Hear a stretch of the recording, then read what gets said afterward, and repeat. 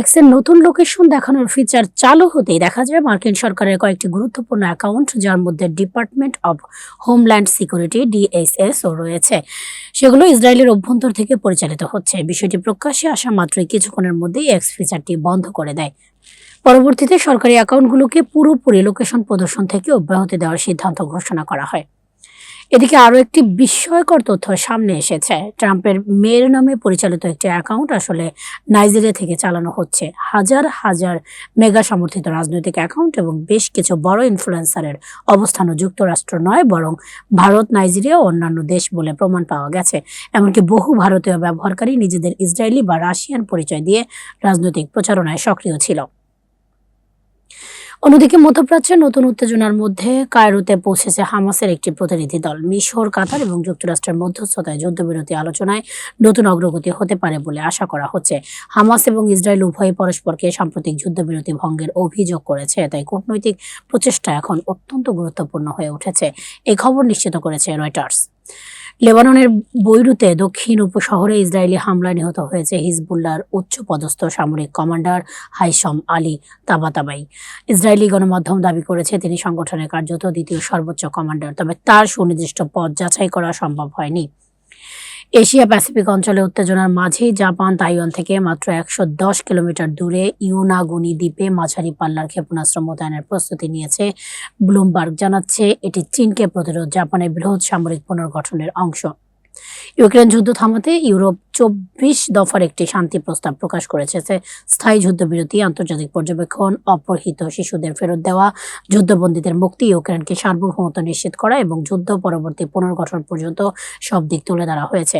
বিশেষ করে যুক্তরাষ্ট্রের নেতৃত্বে উপগ্রহ ও ড্রোন দিয়ে যুদ্ধবিরতি পর্যবেক্ষণের প্রস্তাবটি গুরুত্ব পাচ্ছে। প্রস্তাবে বলা হয়েছে ইউক্রেন ভবিষ্যতে কোনো দেশের সেনা বা অস্ত্র নিজের ভূখণ্ডে চাইবে তার সিদ্ধান্ত ইউক্রেনই নেবে। মধ্যপ্রাচ্যের রাজনৈতিক ইসলামপন্থী গোষ্ঠীগুলোর উপর কঠোর অবস্থান নিতে যাচ্ছে যুক্তরাষ্ট্র। ট্রাম্প প্রশাসন মুসলিম ব্রাদারহুডকে বিদেশি সন্ত্রাসী সংগঠন হিসেবে ঘোষণা করতে চলছে। এই সিদ্ধান্ত বর্তমানে প্রণয়নাধীন নথিতে চূড়ান্ত করা হচ্ছে। দুবাই এয়ার শোতে ভারতের তেজাস যুদ্ধবিমান বিধ্বস্ত হয়। আন্তর্জাতিক অঙ্গনে ভারতের সামরিক ভাবমূর্তি নিয়ে প্রশ্ন উঠেছে। বিপরীতে পাকিস্তান সুযোগটি কাজে লাগিয়ে তাদের JF-17 ব্লক মডেলের রপ্তানি চুক্তি ঘোষণা করেছে। পাকিস্তান PL-15E মিসাইল সহ বিমানটি প্রদর্শন করে দাবি করেছে এটি সাম্প্রতিক ভারত পাকিস্তান আকাশ যুদ্ধে অংশ নেওয়া যুদ্ধে পরীক্ষিত প্ল্যাটফর্ম। তেজাসকে ভারত তুলনামূলকভাবে সীমিতভাবে ব্যবহার করার সমালোচনা আরও বেড়েছে। ফেসবুক ব্যবহারকারীদের মানসিক ক্ষতি হয় এমন অভ্যন্তরীণ গবেষণা ছিল, কিন্তু মেটা সেই গবেষণা বন্ধ করে গোপন রেখেছিল বলে আদালতে দাখিল করা নথিতে গুরুতর অভিযোগ আনা হয়েছে। গবেষণায় দেখা যায় ফেসবুকে অতিরিক্ত সময় কাটালে বিষণ্ণতা, উদ্বেগ, একাকিত্ব এবং সামাজিক তুলনা থেকে মানসিক চাপ বৃদ্ধি পায়। কোম্পানির ভাবমূর্তি ক্ষতিগ্রস্ত হতে পারে, এই আশঙ্কায় গবেষণা থামিয়ে দেওয়া হয়েছিল বলে অভিযোগে উল্লেখ রয়েছে। ভেনেজুয়েলার উপর যুক্তরাষ্ট্রের FAA সামরিক তৎপরতা ও নিরাপত্তা ঝুঁকির সতর্কতা জারি করার পর টার্কিশ এয়ারলাইন্স ২৪ থেকে ২৮ নভেম্বর পর্যন্ত সব ফ্লাইট স্থগিত করেছে। পরিস্থিতি পর্যবেক্ষণ করে পরবর্তী সিদ্ধান্ত নেওয়া হবে বলে জানিয়েছে সংস্থাটি। G20 সম্মেলনে ভারতীয় প্রধানমন্ত্রী নরেন্দ্র মোদী এবং কানাডার প্রধানমন্ত্রী মার্ক কার্নির বৈঠকের পর দুই দেশ আবারও মুক্ত বাণিজ্য চুক্তি FTA আলোচনায় ফিরতে সম্মত হয়েছে। দুই দেশই ঘোষণা করেছে দ্বিপাক্ষিক বাণিজ্য ২০৩০ সালের মধ্যে $50 বিলিয়ন উন্নীত করার লক্ষ্য স্থির করা হয়েছে। ২০২৩ সালে কূটনৈতিক উত্তেজনার কারণে আলোচনা বন্ধ হয়ে গেল। এবার সম্পর্ক স্থিতিশীল হওয়া উভয় পক্ষ আলোচনায় অগ্রসর হচ্ছে। সবশেষে জেনেভায় অনুষ্ঠিত ইউক্রেন রাশিয়া শান্তি আলোচনায় উল্লেখযোগ্য অগ্রগতি হয়েছে বলে জানিয়েছে হোয়াইট হাউস।